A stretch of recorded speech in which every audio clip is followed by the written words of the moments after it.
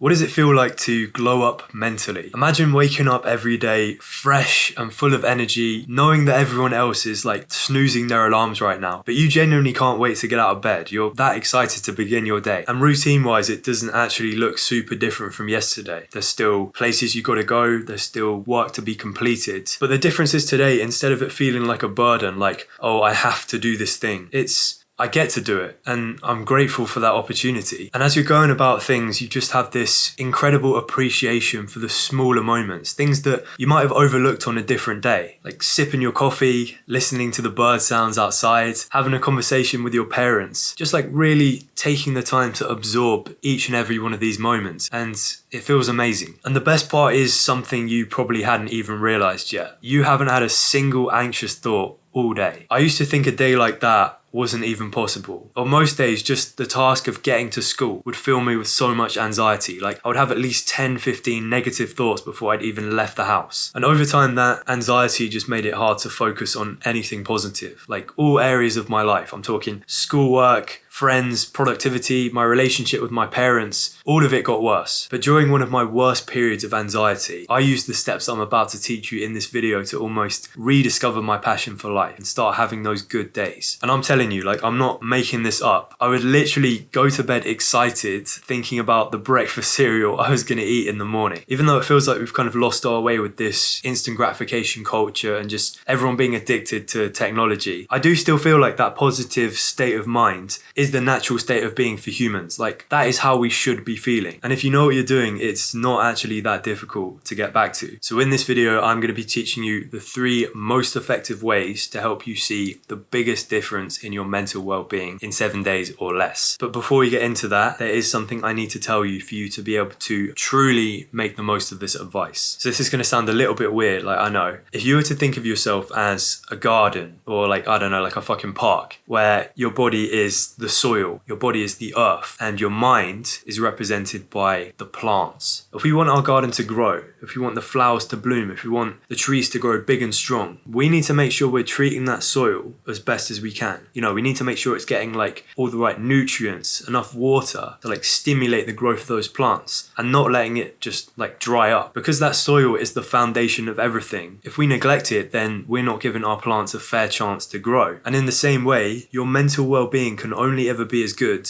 as the way you treat your body. If you have like the most inconsistent sleep schedule ever, if like say one night you're going to bed at midnight and the next night you're going to bed at 3 a.m, or just generally speaking you're awake when other people are asleep, of course you have depression. You're literally fighting against your body's natural circadian rhythm, which is so important for like regulating our mood. Or if you're someone who's always eating junk food and refined carbs, of course you don't have any energy, of course you don't have any motivation. Like that is how it works. I'm not going to go on about this too long because I genuinely could make a video about each one of these things, but the condensed version is start treating your body right. Start going to bed and waking up at like roughly the same times each day. Make sure you're getting in at least 30 minutes of exercise every day, even if it's just walking. And stop eating those like ultra processed foods that have like the list of 50 ingredients on the back that you can't even pronounce. Please, please, please remember that a strong mind starts with a healthy body. Okay, so what is the first thing I did to glow up mentally? So I've got quite an interesting question for you. Why is it as humans that the more free time we have, the harder it is to feel motivated? You'll probably relate to this if you're a student right now, but back in my university days, I remember towards the end of every semester, without fail, I'd just be drowning in work. I'm talking like 3+ assignments to do, all due in next week. And don't get me wrong, like I wasn't a slacker. I wasn't intentionally letting the work build up. My problem was that I was such a perfectionist. I had to get everything right down to the last detail. And I remember during these times, I would literally be killing myself to get this work in. And I'd be dreaming of like the time next week where I could finally like put my feet up and just relax, finally get some time to myself to chill. But after I'd submit that last assignment at like 4 a.m. the night before, I'd suddenly get all my time back at once. But it was never as good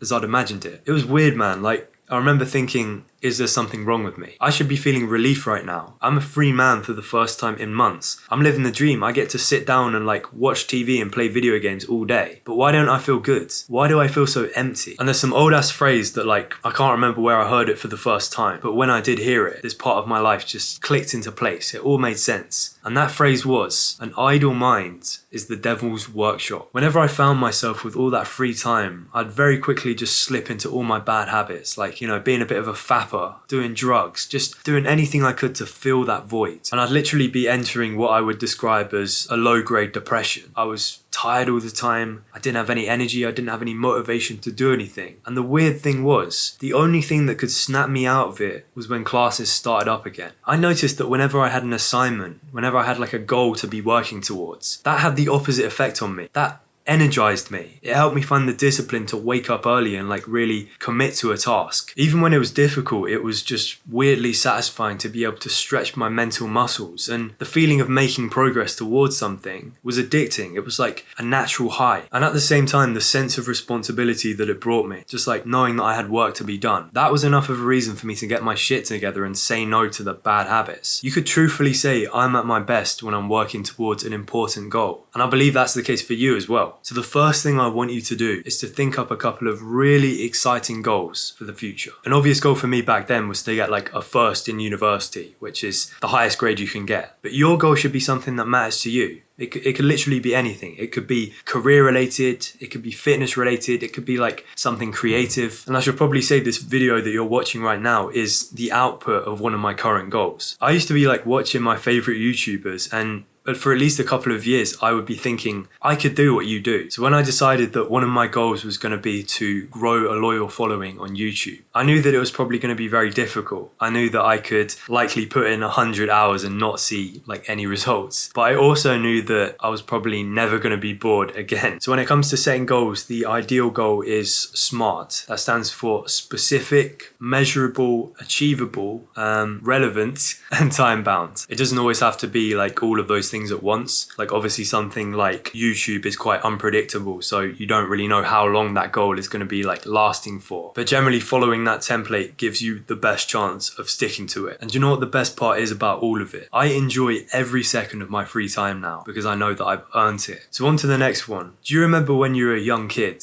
and you used to look at the world with this sense of wonder and discovery? You had this like natural curiosity to want to explore, touch things, and just like be fascinated. I know I'm not the only one who used to do this, but I remember I used to love just like picking up the leaves and like studying the patterns, just being amazed by all of the detail. And I often ask myself, what happened to that curiosity? What happened to that desire to just want to learn about everything? At what age did we start to lose that? As a kid, whenever I discovered something that I was like really passionate about, I used to want to like learn absolutely everything about that topic. I remember my parents gave me this book of Marvel superheroes, and at that time I just made it my life's work to be able to go through that whole book and name all of the superheroes, all of their powers, and like who their bad guys were. I remember how exciting all of that felt to me at the time. But the terribly ironic thing is, then school starts. The place that you go to receive an education, to learn, is also the place that ends up stealing all of that passion from you. When you were younger, you had something called intrinsic curiosity. You weren't learning because like you were being forced to, or because you expected something in return. Your reason for doing it was because you enjoyed the process of learning, of like discovering new things. You genuinely found it fun. And as soon as you get to school, that's taken away from you. You're forced to sit in the same room all day, learn the same like 3 or 4 topics as everyone else, and you're told the reason you have to learn is because you need to pass these tests so you can like get into a good university. It doesn't matter if you like hate the subject or the teacher doesn't even have like passion for what he's teaching you. You just have to shut up and do it. By forcing everyone down the same rigid path, school has single-handedly ruined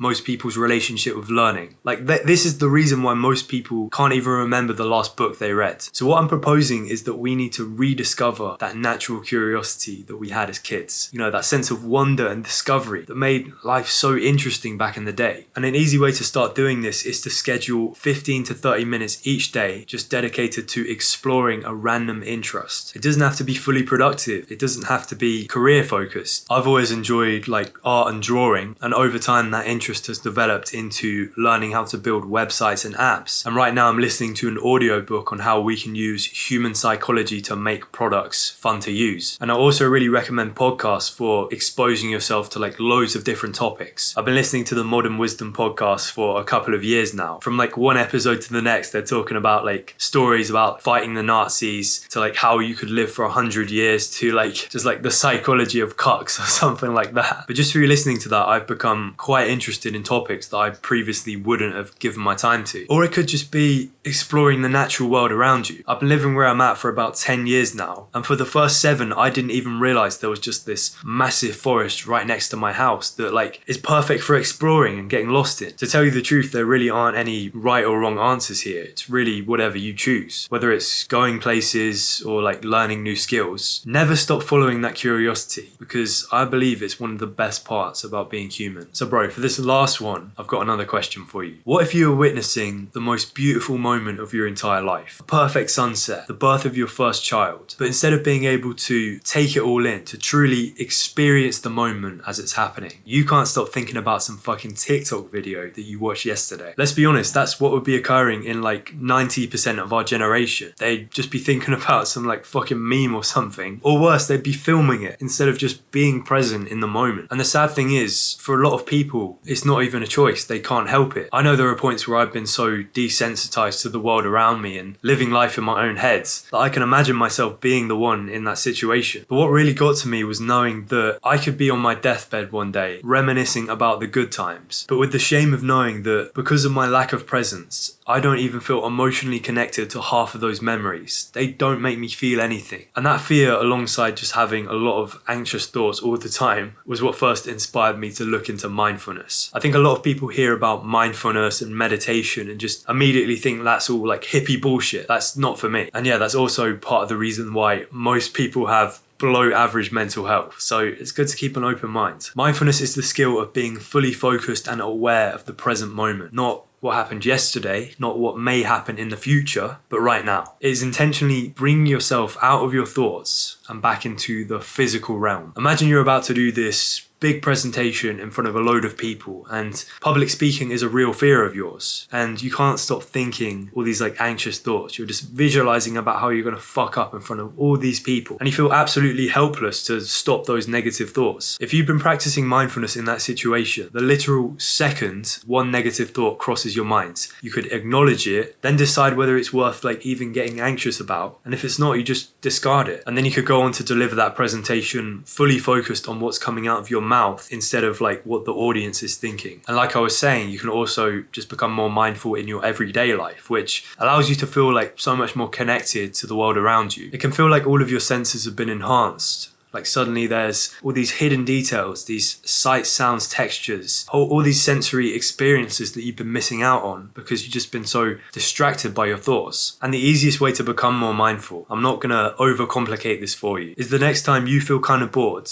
or like have the urge to distract yourself or pick up your phone, just stop and do nothing. Tune into the present moment. Notice the sights, the sounds, the smells, the tastes, and just really absorb the moment. As well as that, as soon as you wake up in the morning, go over to your window, open it up, let the fresh air in, and do a 5-minute guided meditation on YouTube. Try your best to be present and grateful for those small everyday moments, like taking a walk through nature, enjoying a conversation with your parents, sipping on a hot drink, because one day you might not be able to enjoy them. Don't be the guy on his deathbed who's only just become aware of all the beauty that have been surrounding him his entire life. If you listen and follow along with all of these steps, I can personally guarantee you will experience the biggest mental glow up of your entire life. But your mind is only one piece of the puzzle. You can call me shallow, but your looks are also more important than most people will admit. We all know about the power of first impressions and how most people will form judgment of who you are within the first 30 seconds of meeting you. And your physical appearance plays a massive role in determining whether that's a good first impression or a bad one. Fortunately for you, I made an amazing video back in the day all about how to improve your looks. It should give you the full picture of every area you need to be prioritizing and working on to become more attractive. And with all that said, my friends, I appreciate you staying to the end of the video as always. Look after yourself, and I'll see you in the next one.